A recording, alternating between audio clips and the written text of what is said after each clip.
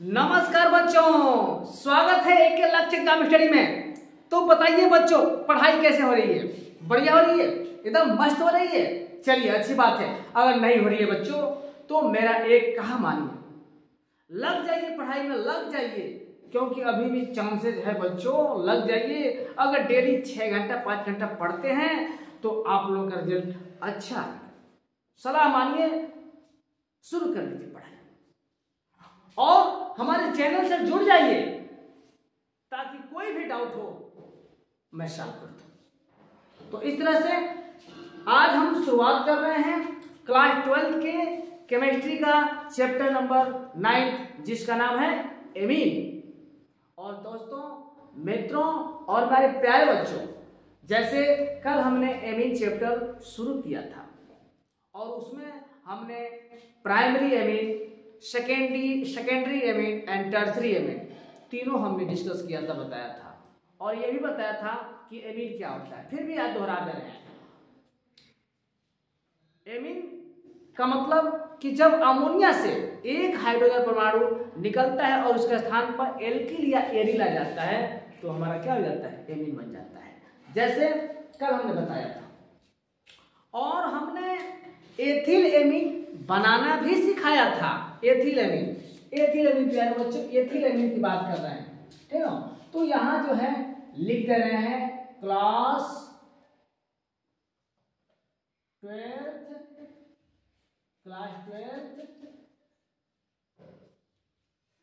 Chemistry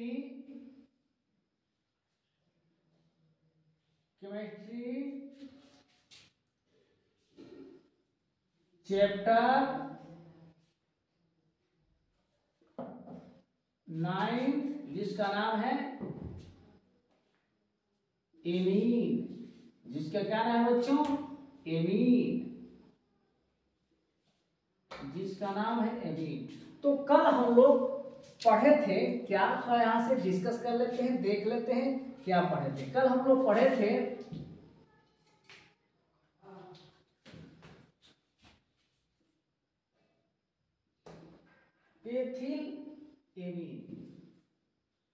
ethyl amine पढ़े थे हम लोग। एथिल एमीन बनाने की विधि पढ़ लिए थे दोस्तों, और उसके भौतिक गुण का भी डिस्कस कर लिए थे। आज जो है हम लोग पढ़ेंगे एथिल एमीन के रासायनिक गुण को पढ़ेंगे। तो चलिए हेडिंग लिखते हैं, एथिल एमीन के रासायनिक गुण। ये मेन चैप्टर है और हम पढ़ेंगे, हेड डालेंगे रासायनिक गुण, एथिल एमीन के रासायनिक गुण। और उसमें पहला हम लोग देखेंगे यहाँ पे कि अम्ल से क्रिया करता है तो क्या होता है। तो यहां लिखेंगे अम्ल से अभिक्रिया,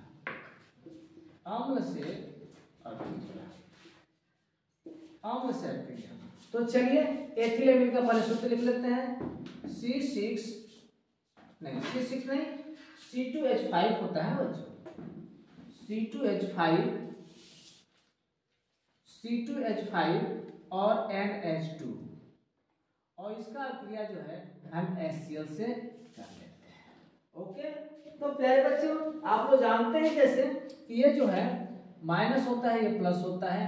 अब ये जो है यहाँ आकर के एक H यहाँ जुड़ जाएगा, तो इस तरह से हो जाएगा C2H5 और NH3 प्लस और Cl माइनस, यानी ये आपका एक साल्ट बन गया प्यारे बच्चों। ये एक लवण बन गया जिसका नाम है एथिल अमोनियम क्लोराइड। इसका नाम है प्यारे बच्चों एथिल अमोनियम क्लोराइड, एथिल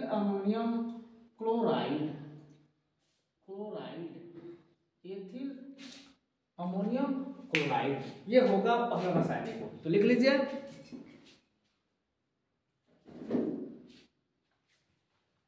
चलिए अब देखिए बच्चों, दूसरा गुण पढ़ते हैं।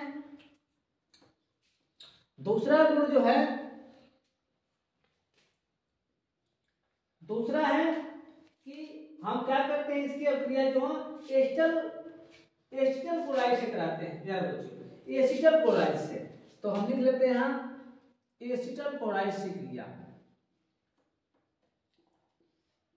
एसिटल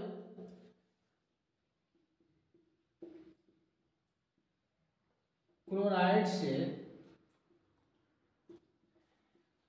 क्रिया, मेरे बच्चों एसिटल क्लोराइड से क्रिया कराते हैं। तो यहाँ जो है लिख लीजिए पहले C2H5NH2, यानी ये जो है आपका एथिल एमीन है और इसकी क्रिया जो है हम एसिटल क्लोराइड यानी CH3CO और Cl, ये एसिटल क्लोराइड है प्यारे बच्चों। तो ये हो जाएगा आपका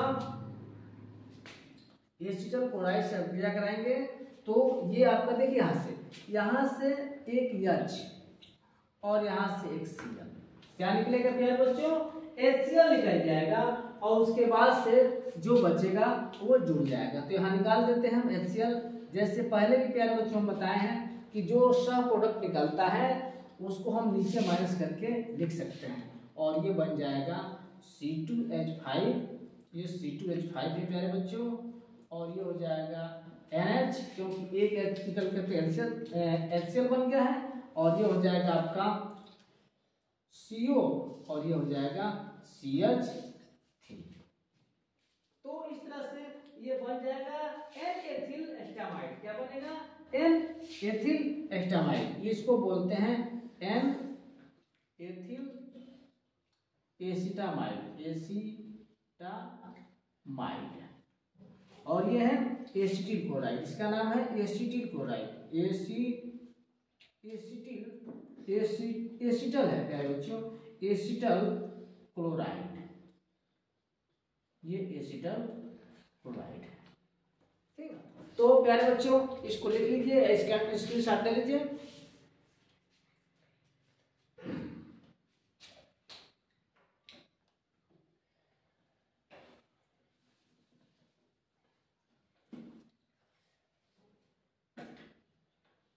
चलिए आगे देखते हैं, तीसरा ग्रुप पढ़ेंगे।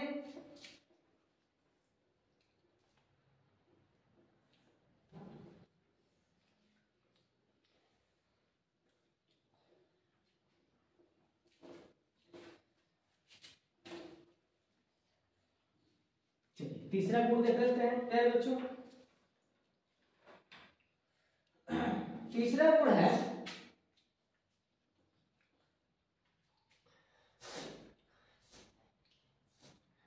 क्लोरोफॉर्म से क्रिया,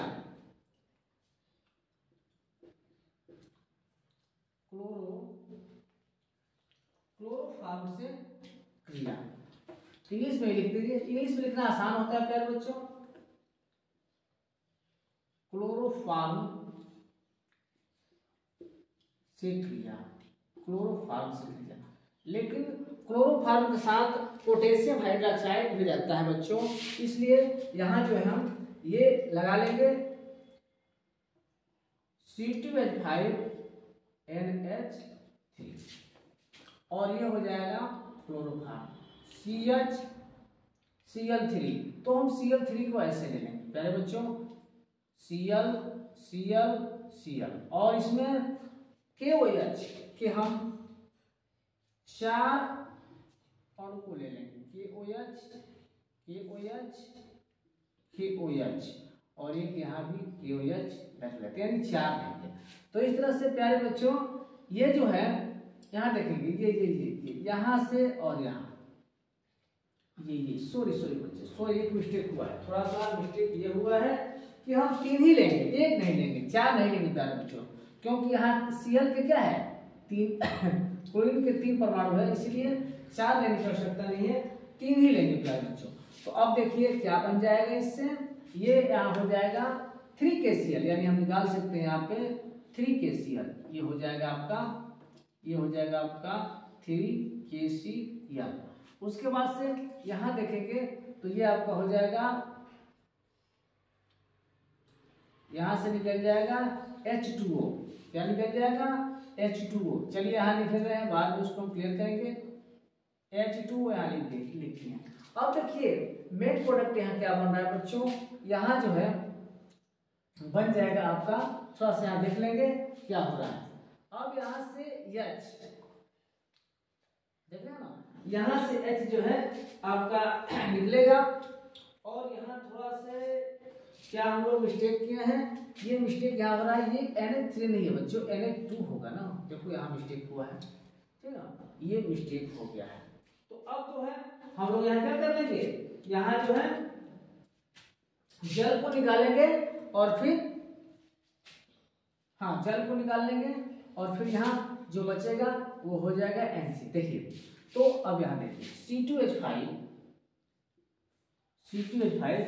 N और C, ध्यान देंगे यहाँ पे N और C ले लेंगे, हो जाएगा ये NC साइनाइड, यानी एथिल साइनाइड, ये हो जाएगा एथिल साइनाइड। और उसके बाद से क्या हो जाएगा यहाँ पे, ये एथिल साइनाइड है प्यारे बच्चों। उसके बाद से 3HCl, और देखिए यहाँ से 2 और यहाँ से 1, 3 हो गया, और यहाँ से 1, यानी 2 1 3 1 4 हो गया ना, 5 6, और यहाँ 3 से हम पूरा कर देंगे, क्योंकि यहाँ जल के 3 अणु बनेंगे और यहाँ HCl निकल गया, ये आपका प्लस है। तो हमारे ख्याल से आप लोग समझ गए होंगे कि कैसे ये लिख रहा होगा। फिर से एक बार इसको रिवीजन कर देना बच्चों, फिर से एक बार रिवीजन कर देना। देखिए यहाँ पे ये जो है एथिल एमीन है प्यारे बच्चों, ये एथिल एमीन है, ध्यान देंगे यहाँ एथिल एमीन है, और ये क्लोरोफॉर्म है बच्चों। तो क्लोरोफॉर्म के 3 अणु लगे और पोटेशियम हाइड्रोक्साइड के भी 3 अणु लगे। तो यहाँ जो है 3Cl और 3K मिल करके यहाँ 3KCl निकल जाएगा। अब देखिए बचेगा यहाँ 2 हाइड्रोजन और 1 हाइड्रोजन, 3 हो गया, 4 यहाँ हो गया, और 5 6, और ऑक्सीजन के 3 अणु। तो इस तरह से कुल मिला के क्या हो जाएगा, H2O निकलेगा, 3H2O निकल जाएगा बच्चों, क्योंकि यहाँ भी इस तरह से ये हो जाएगा एथिल साइनाइड जिसको बोलते हैं, और 3HCl निकल जाएगा। ठीक है, चलिए चौथा देखते हैं बच्चों। चौथा जो गुण है वो बहुत ही, हाँ इसको एक और चीज लिख लेंगे, इसको हम बोलते हैं कार्बिल एमीन अभिक्रिया, इसको बोलते हैं, इसका क्या नाम है, इसको बोलते हैं इस रिएक्शन को कार्बिल एमीन अभिक्रिया, कार्बिल एमीन अभिक्रिया ये बोलते हैं इसको, इसका नाम है कार्बिल एमीन अभिक्रिया। इस रिएक्शन का नाम है कार्बिल एमीन अभिक्रिया, इस रिएक्शन का नाम है, ठीक है। अब चौथा कर लेते हैं, चौथा हम कर लेते हैं नाइट्रस अम्ल से। चौथा हम नाइट्रस अम्ल से कर लेते हैं प्यारे बच्चों। चलिए तो ये है C2H5 Na2 और प्लस HNO2, ये नाइट्रस अम्ल है। तो यहाँ देखिए, यहाँ देखेंगे, यहाँ जो है बाण को क्या करेंगे, यहाँ पे हम ऐसे ऐसे तोड़ लेंगे, ध्यान देंगे यहाँ पे, थोड़ा सा इसको थोड़ा सा कर लेते हैं ऐसे। अब देखिए NH2 है,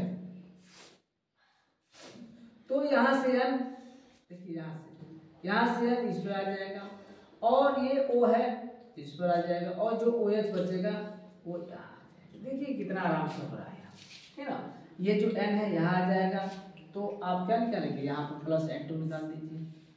उसके बाद से O आ गया यहाँ पे, तो H2O बन जाएगा, और यहाँ जो है बच रहा है C2H5OH, यानी ये है बच्चों एथिल एल्कोहल, यानी एथेनॉल। तो इस तरह से ये हो गया।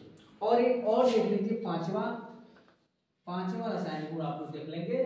पांचवा जो है हम किससे कराएंगे, तो यहाँ जो है हम पांचवा करा लेंगे, यहाँ पे एथिल एमीन का अभिक्रिया जो है हम कराएंगे हिल्सबर्ग अभिकर्मक से। ध्यान देंगे हिल्सबर्ग अभिकर्मक, तो लिखिए यहाँ पे पांचवा जो है C2H5 Na2 और ये जो है एथिलेमीन है और इसका क्रिया जो है हम हिंसबर्ग से कराएंगे, यानी ये हो जाएगा Cl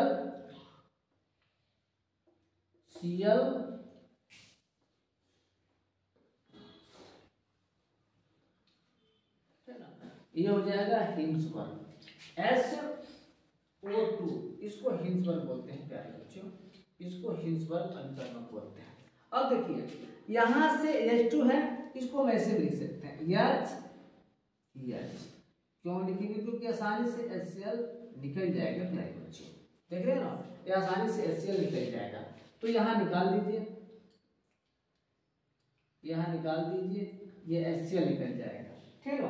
और जब HCl निकल जाएगा तो यहाँ क्या बच जाएगा? फिर से वही चीज बच जाएगा जो यहाँ है, तो लिख लीजिए जो बच रहा है वो यहाँ हो जाएगा ये C2H5 H SO2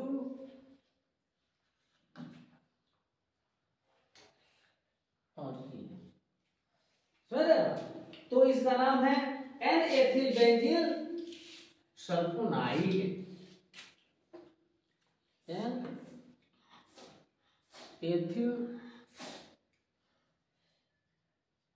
बेंजील सल्फोनाइड, हाँ सल्फोनाइड हो जाएगा। इसको थोड़ा और सुंदर लीजिए, सल्फोनामाइड, इसको लिख लीजिए सही से, सल्फोनामाइड, इसका नाम हो जाएगा प्यारे बच्चों, ठीक है।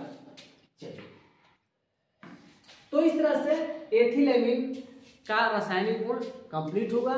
5 जो दिए हैं ये महत्वपूर्ण है, इसको आप दोहरा जाएंगे, मिल जाएगा, परीक्षा में मिल जाएगा बच्चों। तो इस तरह से रासायनिक गुण इसका कंप्लीट हुआ एथिलेमीन का।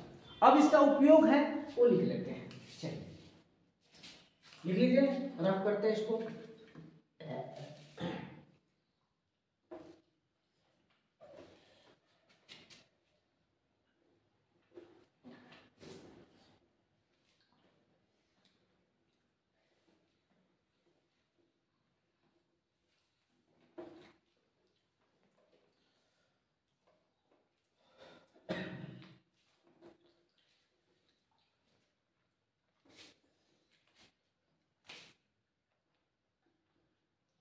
इसका उपयोग एथिलेमीन, हेडिंग ऊपर लिख दिए हैं, इसका उपयोग लिख लीजिए बच्चों, उपयोग एथिलेमीन का उपयोग। तो प्यारे बच्चों जैसे आप जानते हैं कि एथिलेमीन का उपयोग जो है सूती कपड़ों में किया जाता है, यानी सूती कपड़ों उद्योग में इसका उपयोग किया जाता है, किसका? एथिलेमीन का। तो इस तरह से हम पहला लिख लेंगे, पहला है लिखेंगे सूती कपड़ों के उद्योग में, पहला है सूती कपड़ों के उद्योग में, सूती कपड़ों के उद्योग में। लिखते चलिए बच्चों, साथ साथ लिखते चलिए, लिखने से ये फायदा होगा कि आप लोगों को ये लर्न हो जाएगा, याद हो जाएगी ये चीजें। दूसरा लिखेंगे कार्बनिक यौगिक के निर्माण में,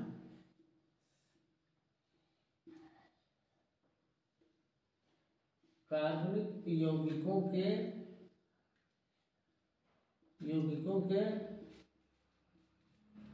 निर्माण। और तीसरा बच्चों जो हम बार बार बताते हैं कि किसी भी कार्बनिक यौगिक का उपयोग लिख सकते हैं, यानी प्रयोगशाला में अभिकर्मक के रूप में। तो चलिए लिख लेते हैं,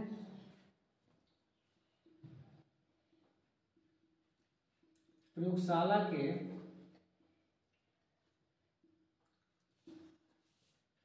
अभिकर्मक के रूप में।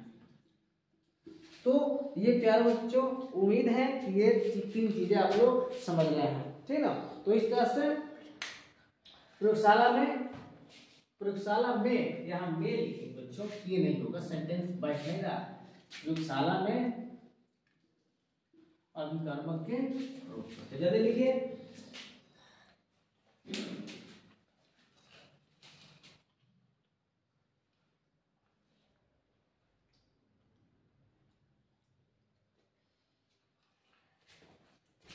चलिए आगे बढ़ते हैं।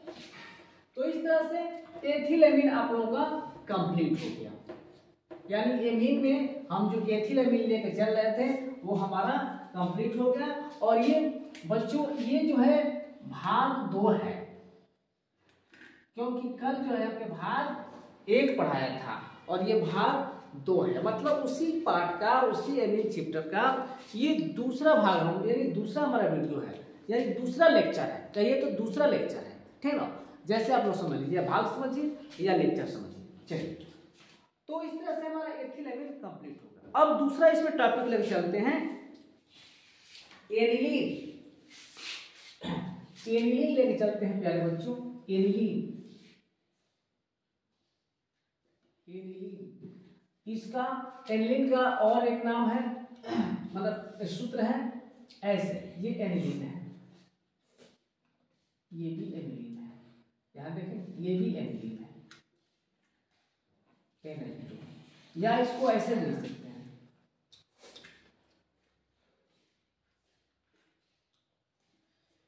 ऐसे भी लिख सकते हैं प्यारे बच्चों, ये भी एनिलीन है, या इसको ऐसे भी लिख सकते हैं C6H5NH2, ये एनिलीन है, ठीक है। तो ये आपका हेडिंग हो गया, ये आपका हेडिंग हो गया। चलिए अब लिखते हैं निर्माण की विधियां। बच्चों इसको बनाते कैसे हैं, निर्माण की विधियां। तो निर्माण की विधियों में ऐसे तो कई विधियां हैं, लेकिन हम जो इम्पोर्टेंट है वो 2-3 विधि बता देंगे, आप लोगों का काम बन जाएगा और इसी में से आपका परीक्षा में आ जाएगा। तो निर्माण की विधियां में पहला हम लोग लिखेंगे नाइट्रोबेंजीन के अपचयन से। पहला लिखेंगे नाइट्रोबेंजीन के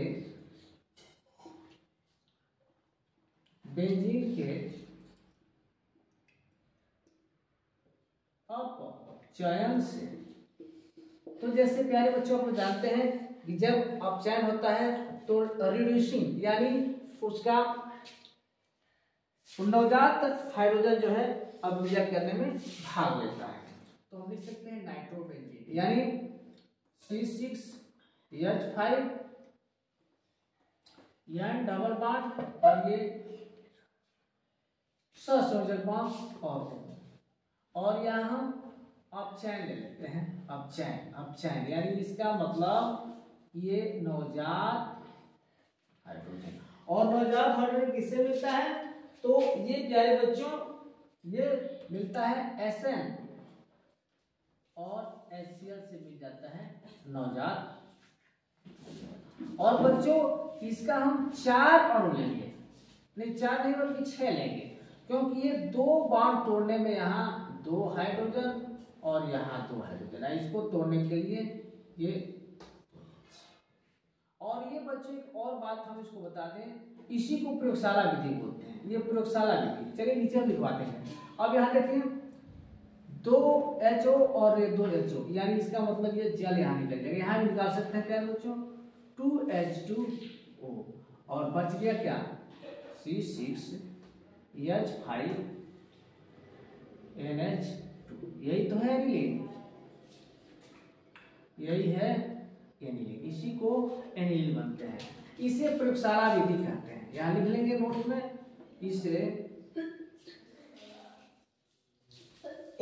प्रयोगशाला विधि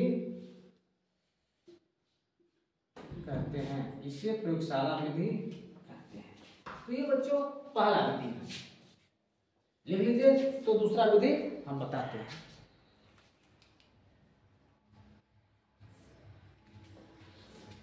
चलिए दूसरा विधि हम बताते हैं।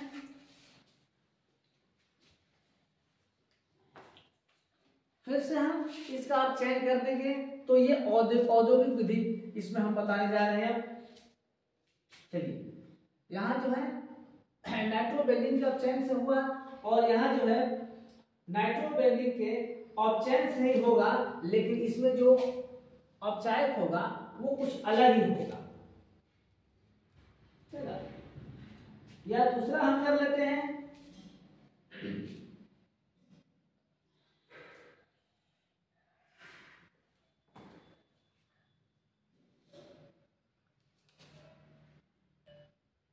बेंजाइल एमीन से हम इसका प्रयोग कर लेते हैं, बेंजाइल एमीन से। चलिए तो यहां लिखते हैं बेंजाइल एमीन द्वारा, लिखेंगे यहां बेंजाइल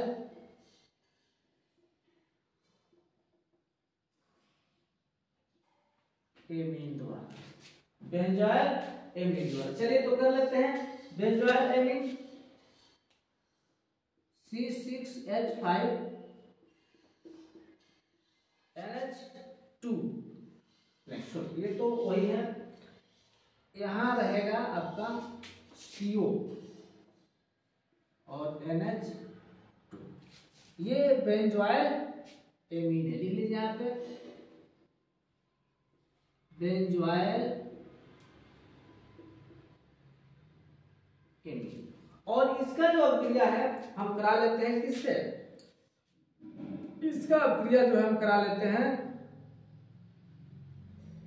Br2 से, और साथ में हम पोटेशियम हाइड्रोक्साइड ले लेते हैं। तो इससे 2 kBr को निकाल देंगे बच्चों। 2 kBr को जब निकालेंगे तो ये हो जाएगा, यहां लिख दे रहे हैं 2 kBr। उसके बाद से प्यारे बच्चों यहाँ देखेंगे, यहां से एक जल निकालेंगे और यहां से एक जल निकाल देंगे, यानी 2 जल निकल जाएगा, यानी लिख दीजिए -2H2 ये निकल जाएगा। उसके बाद से प्यारे बच्चों ये जो देखिए यहाँ 2 एक के यहाँ, यानी K2 हो जाएगा, तो यहाँ लिखिए K2।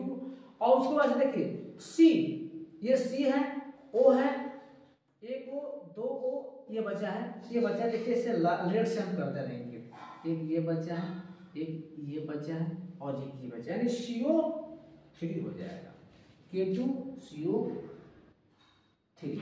और यहाँ जो है एनिलीन बच जाएगा C6H5 NH2। ये इस तरह से हम एनिलीन की 2 विधियां बता दिए हैं जो इंपॉर्टेंट है और ये परीक्षा में आ सकता है। चलिए कहेंगे तो एक विधि और बता देंगे, लिख लीजिए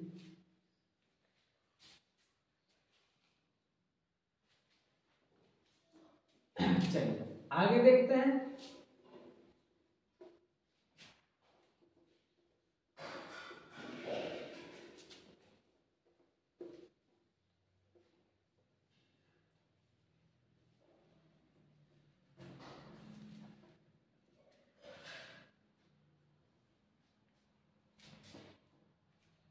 एक और विधि देख लीजिए, तीसरा, और ये भी बहुत अच्छा विधि है।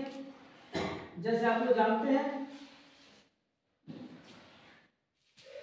फिनाइल मैग्नीशियम क्लोराइड से भी हम बना सकते हैं, यानी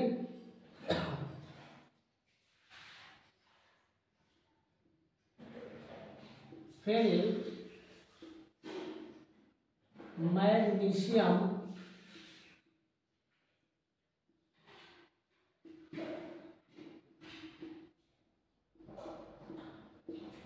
क्लोराइड से। चलिए तो यहां लिख लेते हैं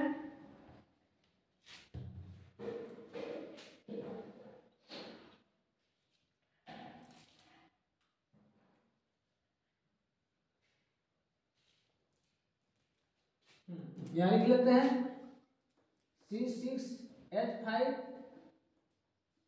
मैग्नीशियम क्लोराइड, और इसकी क्रिया जो है हम Na2Cl से करा लेते हैं, Na2Cl से करा।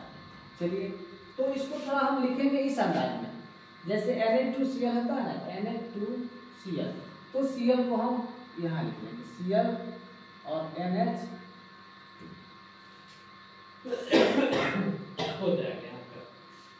तो अब देखिए क्या बनता है प्यारे बच्चों, यहाँ जो है ये निकल जाएगा MgCl2, ध्यान रखना, ये हो जाएगा C6H5 और NH2, और ये हो जाएगा MgCl2, मैग्नीशियम क्लोराइड। इसको तो इस तरह से ये बन गया एनिलीन।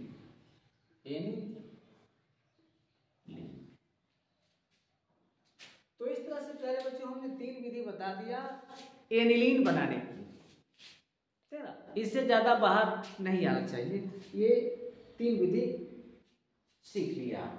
अब इसका कुछ हम भौतिक गुण पढ़ लेते हैं कि भौतिक गुण क्या है। तो चलिए लिख लेते हैं यहाँ भौतिक गुण किसका, लिख लेते हैं एनिलीन की भौतिक गुण। प्यारे बच्चों एनिलीन की भौतिक गुण को देख लेते हैं। इसमें पहला है आपका भौतिक गुण में, पहला गुण हम पढ़ेंगे, यह रंगहीन द्रव है। क्या होता है, ये रंगहीन द्रव है। तो लिख लीजिए यह रंगहीन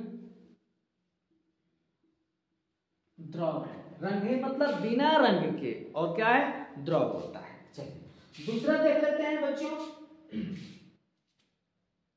दूसरा इसका भौतिक गुण है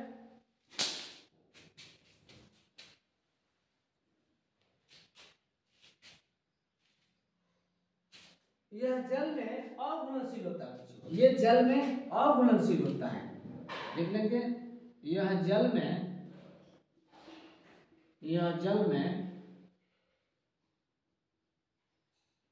अघुलनशील है, यह जल में अघुलनशील है। और तीसरा लिख लेते हैं प्यारे बच्चों, यह कार्बनिक विलायकों में घुलनशील होता है। यह कार्बनिक विलायकों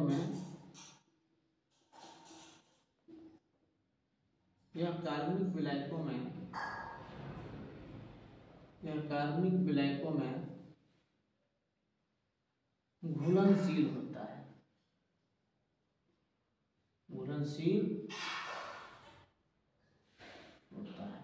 तो इस तरह से प्यारे बच्चों ये 3 भौतिक गुण हमने लिखवा दिया।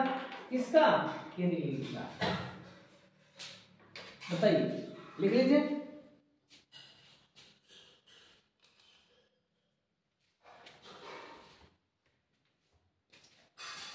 अब हम आगे देखेंगे इसका रासायनिक गुण, यानी एनिलीन का रासायनिक गुण। एनिलीन का रासायनिक गुण। प्यारे बच्चों एनिलीन का रासायनिक गुण जो है हम अगले वीडियो नेक्स्ट वीडियो में बताएंगे। और इस तरह से हमने यहाँ एनिलीन की बनाने की विधि, उसका भौतिक गुण बताया, ठीक ना। और इसके साथ ही कल जो है इसका रासायनिक गुण बताया। तो प्यारे बच्चों आप लोग पूरा मन लगा के पढ़िए, तैयारी कीजिए, कम से कम घर पे 5 से 6 घंटा डेली पढ़िए, ताकि सारे विषय आप कवर कर सकें। और हमारा वीडियो कैसे लगा कमेंट बॉक्स में कमेंट करके जरूर करेंगे, जरूर बताएंगे। और हमारे वीडियो को लाइक कीजिए और हमारे चैनल को सब्सक्राइब कीजिए और शेयर कीजिए। तो इस तरह से आज जो है इतना ही बताएंगे, कल इसके आगे वाले भाग को बताएंगे। तब तक धन्यवाद, जय हिंद बच्चों, थैंक यू।